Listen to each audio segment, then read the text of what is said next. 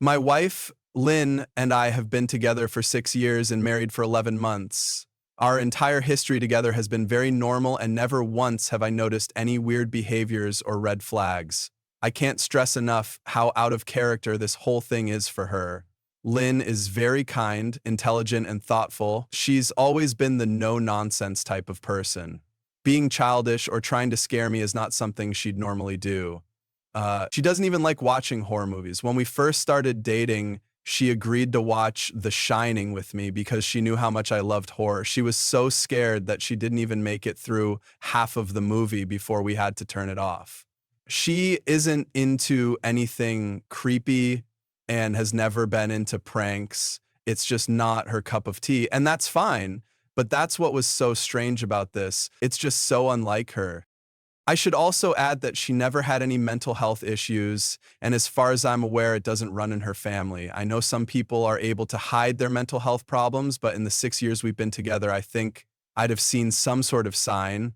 2 months ago, I was in the kitchen making myself some coffee before work. I was running a bit late that morning and knew I wouldn't be able to make it to Dunkin' Donuts for my usual morning fix. I took a sip of my coffee as I hurried down the hall towards the front door, when I happened to notice Lynn peeking at me from around the corner ahead of me. I could only see her eyes and a strand of her long dark hair hanging against the wall. The rest of her body was concealed behind the corner. I nearly spilled my coffee when I saw her. I did burn the shit out of my lips. Lynn, I said, wiping a few drops of coffee from my pants. You scared the shit out of me. She immediately popped out of view like a little kid that had been caught. I heard her scurry off towards the living room, and by the time I got to the front door, she was out of sight. It was really weird and just totally out of character for her, like I said. But I also found it kind of funny that she was being more playful and a little less serious.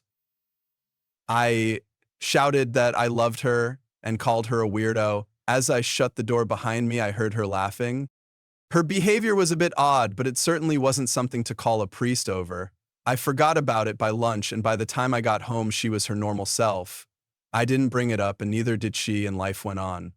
The next incident happened 3 days later. It was around 2 a.m., and I had woken up to get a drink.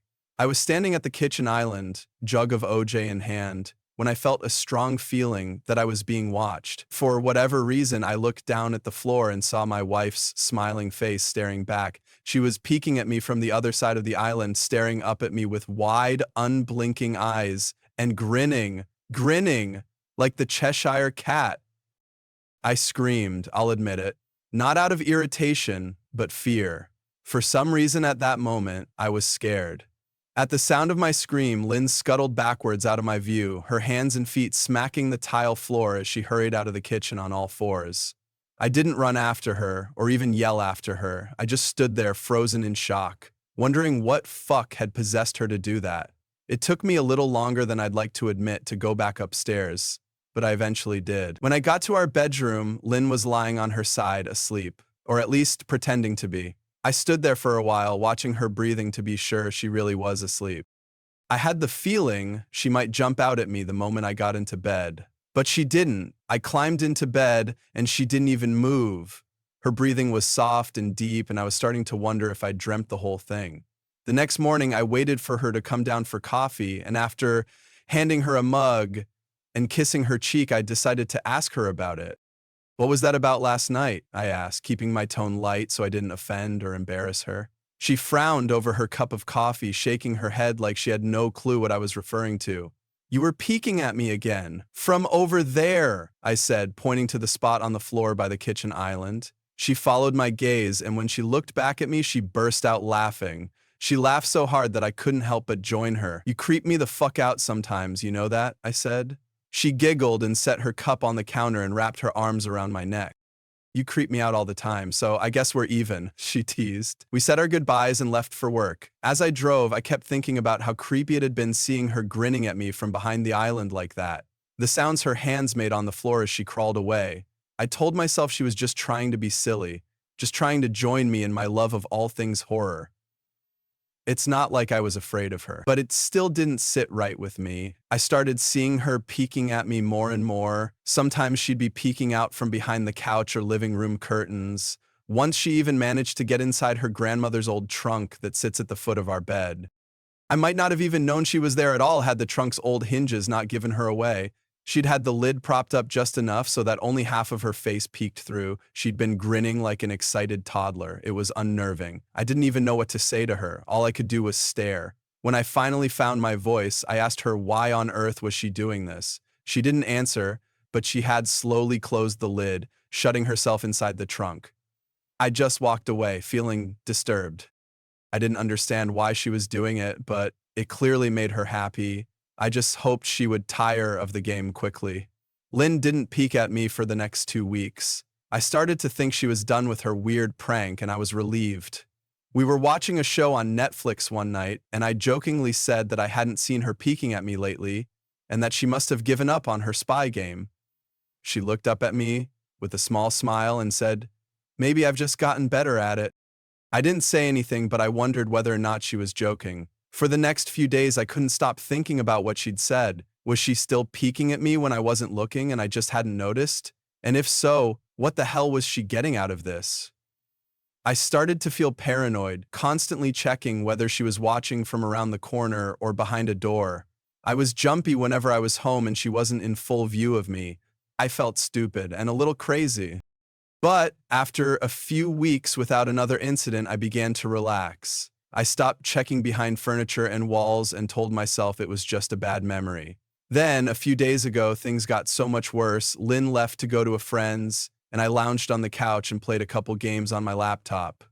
Around 9 p.m., I hopped in the shower, and as I was washing the soap from my hair, I felt that awful feeling that I was being watched. I slowly opened my eyes and almost had a fucking heart attack. Lynn was peeking from behind the shower curtain, her entire head stretched into the shower, leaving just her body outside. Her long, dark hair hung against the curtain, the ends dripping with water. Her mouth hung open in a terrible grin, eyes wide and red as if she hadn't blinked in a while. I screamed and jumped back against the wall. She didn't move, nor did her smile waver. Her makeup ran down her cheeks in 2 black streaks. She looked giddy and completely deranged. I was fucking terrified. We stood like that for a few moments, neither of us saying a word. Finally, after what felt like forever, she slowly pulled her head back out of the shower, and I watched her blurry figure through the curtain as she moved backwards towards the bathroom door. A second later, the bathroom door slammed shut, hard enough to rattle the mirror. I screamed again and jumped out of the shower to lock the door. I stayed inside the bathroom for over an hour. Maybe I overreacted to some of you, but joke or not, I wasn't going to put up with the crazy shit anymore. That's what I kept telling myself as I paced in my bathroom, stopping to listen at the door every few minutes. Suddenly, I heard a muffled sound, and I pressed my ear against the bathroom door, straining to listen. I couldn't hear anything, but I envisioned Lynn standing on the other side of the door, giggling at her joke. I felt a surge of anger. I was beyond pissed at being made to feel scared in my own house, and made to hide in the bathroom for an hour. All for what? Some joke? If it was a joke, it was an awful one. "What the fuck, Lynn?" I snapped. "This shit is getting really fucking annoying." I waited for her to apologize or to call me a jerk, but instead I heard a faint moan, so quiet I wondered if I heard it at all, and then complete silence. "Lynn?" I called out, not able to even hide the shakiness in my voice. I got no response. Just my own heavy breathing. "I swear to God, just fucking stop it," I yelled, pounding my fist on the door. I waited for her to cuss me out, something I would expect from me talking to her like that. I never screamed at her before, but there was nothing, just the occasional drip from the shower head. I won't deny that I was scared, too afraid to open the damn door and face my own wife. I waited another 30 minutes or so, which feels like a fucking lifetime when you're scared. Finally, I decided I wasn't going to spend the night hiding in my bathroom, so I got down on my knees and peered under the door. I almost expected to see her face peeking back at me, but thankfully I didn't. I could see straight down the hallway to the top of the stairs, but no Lynn. I didn't know if I should be happy about that or not. I looked for a few minutes, waiting to see her head pop up over the top step, but it never came. I stood up, my hand hovering over the door, and mentally prepared myself to open it. I slowly turned the lock with shaky fingers and was about to yank it open when I heard a sound that still makes me feel nauseous when I think about it. A moan louder than before, but this time I was able to tell just where it was coming from. I turned my head to the closet door as if in slow motion and locked eyes with my wife, who was peeking out at me from the slight gap. Her eyes were still wide as ever, and her mouth was hanging open in the most grotesque, gaping smile I'd ever seen. I didn't even scream, I was too scared for even that. Her hands were clasped to her chest, body trembling with sheer delight, as if she could barely contain her excitement. A short, raspy moan bubbled up from her throat, deep and raw, sending a shiver through my entire body. Somehow I found the ability to pull the bathroom door open and ran as fast as I could all the way down the steps, snagging my keys and phone from the table in the living room before running outside to my car. I could hear her shrill laughter behind me, but I didn't hear her getting closer. I didn't bother shutting the front door. I drove away from the house faster than I legally should have, shivering the entire time, either from fear or the cold. Maybe a little of both. I hadn't grabbed a coat or even a pair of shoes. I was still in my boxers and my hair was still damp. I drove straight to my brother Chris's house about 40 minutes away, ignoring any and every call and text I got. I didn't check my phone until I was safely parked in my brother's driveway. Lynn had called 4 times and sent a flurry of texts, all wondering where I'd gone and why I left like that. I threw my phone at the dash in a rage, furious at her nonchalant attitude. My brother and his wife were surprised to see me, especially dressed in just a pair of boxers, but told me to stay as long as I needed. Chris lent me some clothes and asked me what happened. I told him Lynn and I had a fight but didn't get into the details. I didn't want him to think I was overreacting, leaving my wife over a prank, even if it was a strange one. I mean, hadn't I encouraged her for years to lighten up instead of being so serious all the time? I had wanted her to relax and loosen up, but this was definitely not what I'd had in mind. I tried to sleep on their sofa, but my brain wouldn't let me sleep. Every time I closed my eyes, I saw Lynn's face staring at me from inside the closet. Knowing she'd been in there with me the entire time made my skin crawl. She'd never left the fucking bathroom at all. Instead, she slipped inside the closet and slammed the bathroom door shut to fool me. The mere thought of going back home gave me anxiety. I tossed and turned, unable to sleep. Chris ended up giving me a sleeping pill so I was able to get a little rest. My sleep was filled with terrible dreams, all of Lynn's smiling face.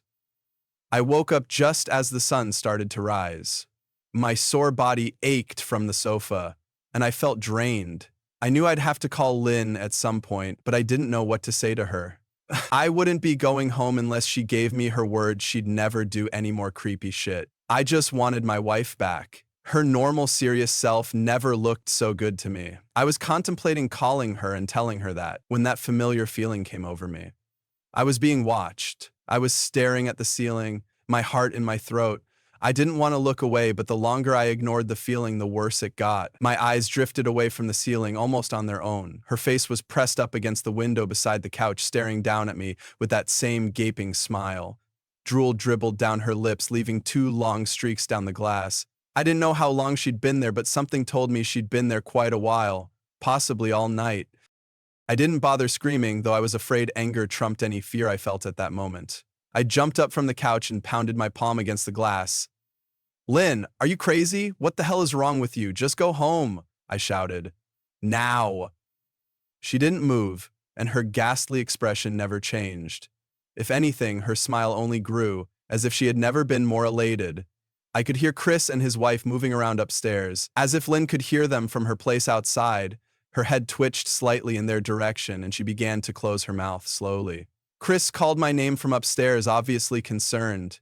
I turned to see him and his wife Rebecca hurrying down the steps. When I turned back to the window, Lynn was gone. The only sign she'd been there at all was the 2 streaks of drool still dripping down the glass. I tried explaining to Chris and Rebecca about waking up to see Lynn watching me through their window. They were skeptical. Who wouldn't be? Chris and I went outside to the spot in front of the window, but there were no footprints in the dirt, just a slight indent. "Animal, probably," Chris guessed, and I didn't argue. He and Rebecca assumed I'd dreamt the entire episode, but they didn't understand. and I was too tired to explain it to them. I called out of work that day and turned my cell off. I didn't want to face Lynn. Just talking to her was too much for me at that point. I really started to believe something was irreversibly wrong with her, that no matter what promises she made, we'd never be the same again. The thought saddened me to my core. I cried most of the morning.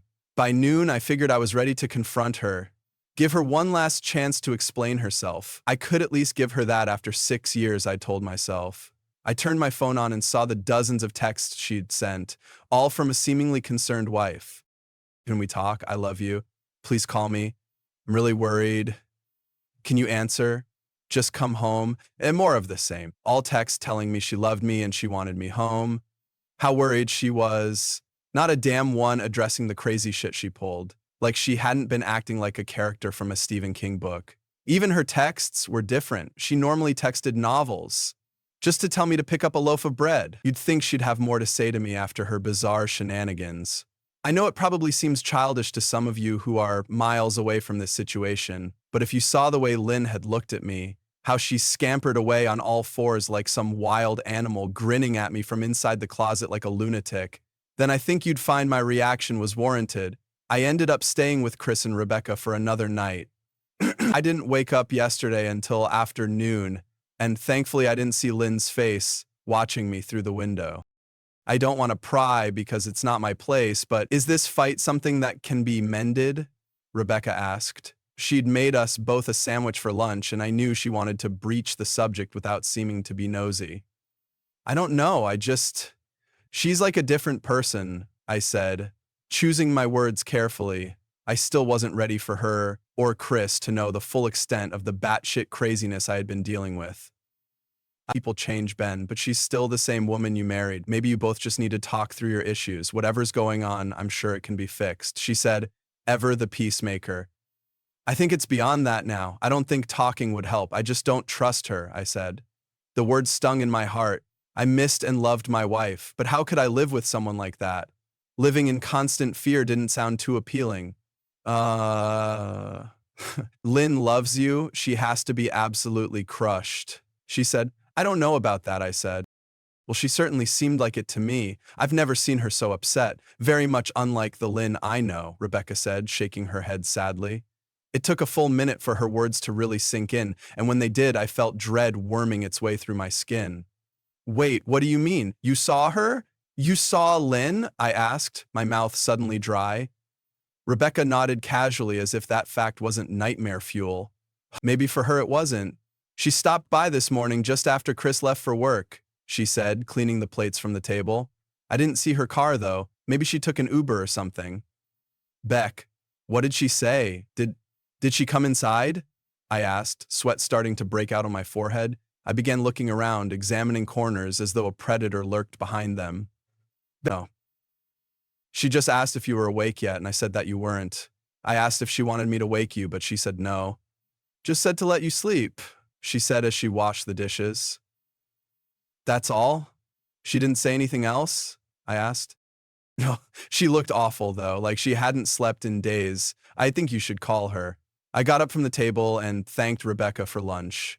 I felt a little bit better at the knowledge that at least she hadn't come inside. Still, I needed to double-check that the doors were locked. I sat for a while trying to figure out what to do next. I didn't want to go home, but I felt that I owed it to Lynn to help her if I could. Hadn't I sworn oath to love and honor her through sickness and in health? Clearly she was very sick. If she was sick, which I truly believed she was, I had to try and get her the help she needed. But I didn't even know where to start. I didn't want to call the police, and besides, what the hell was I going to tell them? That my wife was peeking at me? That she was being creepy?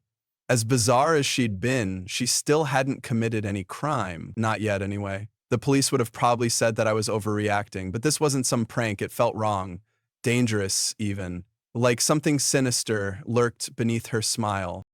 I knew as her husband I was well within my rights to have her committed. But what if she simply acted normal in their presence? She'd obviously been able to fool Rebecca into thinking she was just a concerned wife. As long as the doctors didn't find her a danger to herself or others, They'd have no choice but to release her after 72 hours. I felt lost and overwhelmed. So I did what any husband in my position would do. I called her mother. I didn't want to, believe me. Her mother, Marianne, and I were never on the best of terms. We'd never fought or anything like that. She just wasn't a very warm person and wasn't really easy to get along with. She hardly ever smiled, and when she did, only her lips would move into a thin-lipped smile, leaving her eyes as blank as before. She gave off this aura that felt like she was permanently on the offensive. I'd only met her twice, and both times were for such short visits, I got the impression she didn't approve of me for her daughter. Lynn always ushered us out quickly as she didn't want me to feel uncomfortable, which I was grateful for. Being in her mother's company felt almost unbearable, like walking on glass. I was glad when we moved 3 states away so we didn't have to see her often. I was happy to avoid the woman, but I needed her help. I really didn't want to talk to her at all, but I had to talk to someone, and someone who knew Lynn better than I did. So I grit my teeth and did what I had to. "Yes?" she answered, already sounding irritated. "Marianne, it's me, Ben. Do you have a minute to talk?" I asked. I could hear her cluck her tongue in irritation. "I'm in the middle of writing some checks, but if you insist, I suppose I can spare a moment. What is it that you want to discuss, Benjamin?" she said coolly. "It's about Lynn. She's been acting strangely, and I was wondering if you had any idea whether there was something." I was quickly interrupted. "It's a bit difficult to follow your rambling, Benjamin. What is that you want from me?" she asked. I could almost see her standing there in her thin sweater and slacks, tapping her fingernails impatiently on the table. "I wanted to know if you'd ever noticed any odd behavior, or possibly any mental health issues," I asked. There was a long, uncomfortable pause that I couldn't tell was because she was just thinking or something else. Finally, after a few seconds, she spoke. "I'm not sure if this is one of your jokes, Benjamin, but if so, I don't find the humor in it. Now, I do have business to attend to, as I've said, so if you don't mind," she said, but I cut her off before she could get rid of me. "Marianne, it's not a joke. I'm sincerely concerned about Lynn's mental health. Her behavior has been very erratic lately. I'm very worried about her, and I figured as her mother, you would be as well," I said, my frustration evident in my voice. "If you're truly concerned, then I suggest you get the health professionals involved. I don't know what you expect of me," she snapped. I could tell she was seconds away from hanging up, and for some reason I was desperate not to let her. I had the feeling that she knew a lot more than she was letting on. "Please, if not for me, do it for Lynn," I tried. I heard a faint, shaky intake of breath, as if she were trying to hold her steely persona together but failing. "Marianne, I started. "Benjamin, I don't know what to tell you. My only advice would be to seek professional help. Do not call here again. Goodbye." I tried to call out to her, but she'd hung up. I tried to wrap my head around the call and her refusal to help me.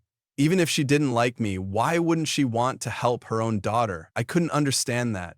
I tried to replay the conversation, desperate to find something I missed. After a while, I almost gave up, until I remembered her last words to me. "Seek professional help," she'd said. Those words with a bit of urgency. I could have just been grasping at straws, but no. I was sure her voice had changed ever so slightly when she'd said that, as if they were very important. What had she meant?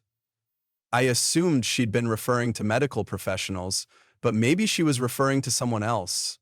Someone that she didn't for some reason feel comfortable saying directly. Or maybe I was just desperate. I waited for Chris to get home, and after a very long and exhausting conversation with him and Rebecca, I convinced them that Lynn truly needed psychiatric help.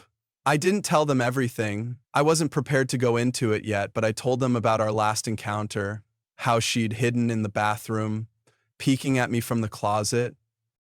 They were obviously shocked, but thankfully they believed me. They too just wanted to help her. Still, they didn't think it was all that serious. Weird, maybe, but not dangerous. They just kept saying that Lynn had to be playing some kind of weird joke. "Maybe for YouTube?" Rebecca offered, if only half-heartedly.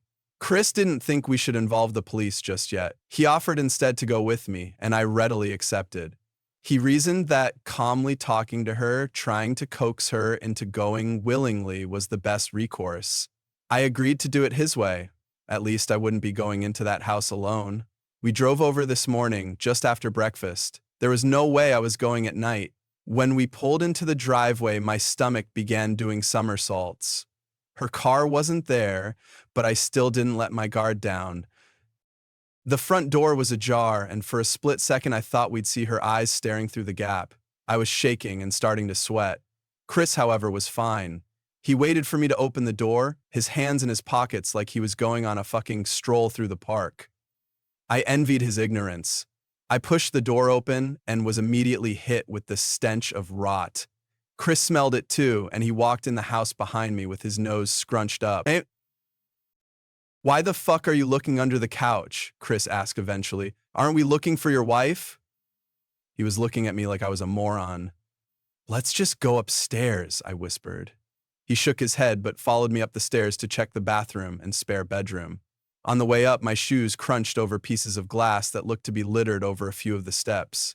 I noticed that one of Lynn and my wedding portraits that hung on the wall along the staircase had been smashed. The frame hung crookedly, all the glass removed. I stared at the picture, a lump forming in my throat. We had taken the photo just after leaving the church. After saying our vows, she looked so beautiful in her white gown. I looked at Lynn's beautiful face. I never dreamed her face would ever be a source of terror for me. We climbed the rest of the steps and checked the spare bedroom, but it looked completely untouched. I was hesitant to go into the bathroom, my fear from that night coming back to me all at once. Chris noticed and offered to go in by himself, but I couldn't let him do that. So we walked in together, checking the closet and the shower. The bathroom looked as if it hadn't been touched since the night I left. "I don't think she's here, Ben. Why don't you pack some clothes and we'll try coming back tomorrow or something," Chris said. I nodded and went into our bedroom and shoved some clothes into a duffel bag. When I checked inside our closet, I came across the source of the smell and gagged. Chris took one look and lost all color in his face. He had to go stand by the stairs to get away from the sight and smell. I gazed down in shock at what lay inside my bedroom closet. Soaking into the rug were at least a dozen eyeballs, all carefully laid out in pairs. Some were as large as a quarter, while others were as tiny as a marble. I stared down at the eyes she'd collected from small animals, and I wondered how she'd gotten them, and shuddered at the thought. Man, I thought I had it bad with Becca's shoe addiction, but fuck me, your wife's in here collecting eyeballs, Chris said, gagging. "Ben, I think we should go," he called from the hall. "I'm getting nauseous." "All right." I grabbed my duffel and shut the closet door on my new nightmare. I stepped out into the hall and took a deep breath of air. I could taste the rot on my tongue and I couldn't help but gag. "Who the fuck lines up eyeballs in their closet like that?" Chris mumbled. "I tried to tell you she needed help." I said, "She doesn't need help, Ben. She needs a fucking exorcist," he said. "You coming, or what? I can't stand the smell any—" His words died in his throat, and his eyes grew wide with fear. I didn't ask him why, I could feel it. Someone was watching me, and I didn't think it was the eyes in the closet. I turned around, my eyes slowly scanning the bedroom. "Christ," I whispered as I finally saw what we'd missed. Under the bed, curled on her side, watching us with the excitement of a kid on Christmas morning, was my wife. She held her hands together just under her chin, and they were shaking eagerly. Now that she knew she'd been found, I could hear the quiet noises she was making, a sort of hiccuping sound in her throat, as if the excitement was just too much for her. It was unnerving, to say the least. Wide eyes, and that same huge smile. Everything in me told me to run, but I forced it away. This was my wife. No matter how twisted, she was still the woman I married. I had to help her. "Lynn?" I said softly. She didn't respond, but her head bobbed back and forth in two quick little movements as if she were nodding. "Baby, I just want to help, okay? Can you let me do that?" I asked. I had taken a single step forward, approaching her like some kind of dangerous animal. "I love you, Lynn," I said softly, taking another step closer. She let a tiny moan escape her wide-open mouth, and I had to resist the urge to run. Her shoulders were starting to quiver, and her eyes grew as large as saucers. I crouched down so I could see her better, and immediately saw the blood. Her hands were covered in it. They trembled more the closer I got, as if she was barely able to contain herself. "Lynn, are you hurt? You're bleeding," I said. She bobbed her head again, her bloody fingers moving up and down as if playing an invisible piano. They occasionally grazed her chin, leaving smears of blood on her skin. I wanted to recoil in disgust. The smell that was coming off of her was revolting. I could feel the vomit trying to climb up my throat. Her lips were dry and stretched thin, blood seeping between the cracks. I knew she wouldn't come out on her own, but I didn't want to leave her in the state she was in. I scooted closer and reached out to her. The excited hiccuping sounds got louder, and her hands shook, fingers flexing. It was then that I could see the blood oozing from in between her fingers. "Oh my God, Lynn, you're bleeding," I said. Instinctively, I reached out to take her hand, but before I could even touch her, her hand sprang out towards me. A sharp pain shot through my arm, and I fell back on my ass. My arm burned, and I could see the blood dripping down onto the carpet. I looked back at her in shock and saw her grinning madly, her fingers clutching a large shard of glass. "You all right in there?" Chris asked from behind me. I turned my head slightly and nodded to him, cradling my arm to my chest. When I turned back to face Lynn, I saw that her focus had shifted. She wasn't looking at me anymore, and she wasn't smiling anymore either. She was staring past me, her eyes glaring at Chris, the way a hungry lion might stare at an antelope. Her mouth was still hanging open, but it was twisted into a snarl. I got to my feet and began walking backwards down the hall, afraid to take my eyes off her. "Are you bleeding?" Chris asked. The moment the words left his mouth, Lynn started fast scooting out from under the bed, the glass shard still in her fist. "Chris, run! Go!" I yelled. He must have been too afraid to move because a second later I felt my back bump into him. He was still standing at the top of the stairs, staring at the horror that was my wife. Lynn had crawled completely out from under the bed and stood in the bedroom doorway, her face twisted in rage. Her whole body was visibly tense, blood ran down her fingers and onto the floor. "Jesus. Lynn," Chris said, "You, playing hide and seek?" I reached back and pushed him towards the steps. "Move your ass, Chris," I said as quietly but firmly as I could. Lynn bobbed her head in fast, sharp motions and began to grin, stretching her mouth open wider and wider so that her chin seemed to touch her chest. I heard Chris mutter a prayer and then he was running down the stairs. I stood at the top of the steps, stuck between the love for a woman who clearly needed serious help and self-preservation. "I only want to help," I said, choking back tears. Her eyes focused on me once again as she slowly lifted the glass, holding it out in front of her. And then she started sprinting towards me, grinning with utter excitement. Thankfully, my body took over and I flew down the stairs, skipping 2 or 3 at a time. I made it to the front door before I felt her leap onto my back, wrapping her arms around my neck, her open mouth next to my ear so that I could hear those terrible hiccuping sounds up close. I shook her off me, knocking her to the floor. I felt a searing pain in my back as she went, but I tore open the front door and bolted to my car. Chris was standing in the front yard, talking on the phone with the police. I didn't say a word, I just ran to my car and jumped in. Chris took the hint and followed me, still on the line with 911. I watched the rearview mirror, sure I'd see her there, running after us, but I never did. I went straight to the ER and got 11 stitches in my arm and 3 on my back.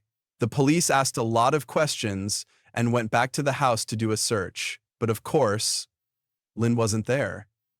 They advised me to stay with a friend or relative for a while and to file a restraining order as soon as I could, but none of those things would matter. Somehow I just knew. I dropped Chris off at home and went to a motel an hour away.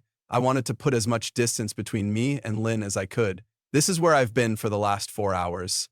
I thought maybe the police would find her, maybe they'd get her the help she desperately needs, but now I don't think so. Because 40 minutes ago, I got a text from an unknown number. Just 3 words. "I found you." And a picture attached. The picture was dark and grainy, but I instantly knew what it was. There was no mistaking my wife's eye. I started typing this out immediately after. I don't know what to do. I'm alone and scared, and I can't help but feel that I'm being watched. Someone keeps sending me creepy packages, and I've had enough. The gifts seemed innocent at first. It all started one day when a bright red package appeared on my porch.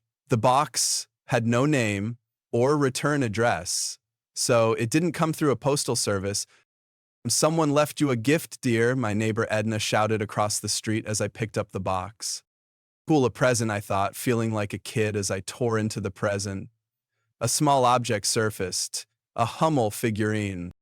The cherry-cheeked Bavarian boy wore a green cap and mittens, gazing gleefully toward the sky. The note around his neck read, "Thinking of you as always." Must be from Grandma or Aunt Sue. Probably forgot to sign their name. The gift was odd but sweet. But when I called to thank them, neither knew anything about the gift. "Ugh, Mullo," my grandma said, confused. "I don't even like figurines," Aunt Sue said. "Maybe a girlfriend bought it?" I didn't have a girlfriend and my exes wouldn't send me a Hummel. No way. So who sent it? I asked friends and other relatives, but no one knew. So I set the figurine on my counter and forgot about it. But 2 days later, another package arrived. Once again, I opened it, wading through more tissue, until another Hummel appeared. A very pale schoolgirl wearing a winter coat smiled, holding her arms in a hugging gesture. I frowned. What the hell? And like before, a note hung from her neck. "Zachariah, here's a partner for your Hummel friend. They remind me of us." No signature, no address, just 3 hearts scribbled after my name. And Zachariah, no one calls me that. But my friends and family didn't send the gifts, so who did? I placed the new figurine beside the other one, but my curiosity grew as time passed. Soon, the packages arrived daily, and I amassed quite the figurine collection. School children, sea turtles, and lions. But who sent them? "That's so weird," my buddy Richie said, eyeing my collection. "They're like old people gifts. But why send these and not sign your name?" That's what I want to know. But the gifts took on a darker tone as the weeks passed, and an uneasy feeling washed over me. Something felt off, and I felt unseen eyes watching me as I opened the boxes each morning. Sometimes I'd see Edna working in her garden, but I didn't want to bother her with questions. The next day, a brown box appeared, but this one was plain. No bow, no festive wrapping paper, just an ugly doll. A muddy little blonde boy greeted me when I opened it. The doll looked ancient and raggedy, like a dog toy. Its clothing was tattered, and it smelled sour, like sweat socks. "What is this thing?" I wondered. This time the note read, "Zachariah, being ignored makes me feel as cruddy as this doll looks." Something isn't right here. Then, the next day, another box arrived. Inside was a cloth clown doll. Red cream was streaked across its face like blood, and its eyes were gouged out, as though someone had removed them with scissors or a knife. The note read, "Does my sadness mean nothing to you?" Goosebumps raced down my neck. What's with the creepy gifts? And the next day, another box arrived with another strange note. "This is our life in a box."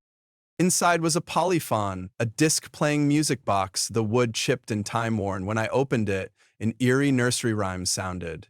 A music box version of Pop Goes the Weasel. The tune played for a moment, then ended with a chorus of maniacal laughter. It sounded like a mob of demon-possessed clowns, cackling. Is this a joke? I wondered as I snapped the box shut. My heart raced. But the gifts kept coming. The next day, a delivery person from a rare flower company dropped off a bizarre floral arrangement, a dozen monkey face orchids. "You must be a popular guy," the delivery man joked when I asked about the flowers. "These orchids are pretty rare. Someone paid a lot for them." But my buddies laughed. "Zach got man flowers." I swatted them off as I read the card, "Dear Zachariah, thinking of you and wishing you well." I called Richie. "Dude, you've got a stalker like stage 10, he said. "You need cameras." We drove to the store to buy cameras, then planted them in the bushes. We'd record the activity and play the footage in the morning. The cameras blended into the rocks, so the mystery gift giver would never notice. The next day, we played the recordings. Minutes turned to hours without activity. Then, just before dawn, A dark figure appeared on the porch. We didn't even see it approach. "Zoom in," Richie shouted. I zoomed in, doubling the image's size, then paused the video. Wait, who is that? I studied the figure, but it was an amorphous blob, blending into the darkness. I played the recording for a second, then paused it when the figure stepped near the porch light. But we still couldn't see the person's face. "Zoom in more," Richie said. We kept zooming until the figure came into focus. Suddenly, the person turned and faced the camera dead on. Richie and I jumped back. "Whoa, how did he see the camera?" I shrugged and my jaw dropped. Then, a woman's face appeared, her features obscured by shadows, but a smile crawled across her lips as she waved at us, then dissolved into the night. Richie and I exchanged looks. After that, I stopped opening the packages and threw away the unopened boxes. Soon they stopped coming and I sighed with relief, figuring the debacle was over. Days later, I woke up to a strange phone call on the landline. Someone breathed into the phone. Then a woman spoke. "Don't ignore me, Zachariah." Then the line went dead. But the calls continued and I called the police, eager to know who was calling. The next day, an officer stopped by with news.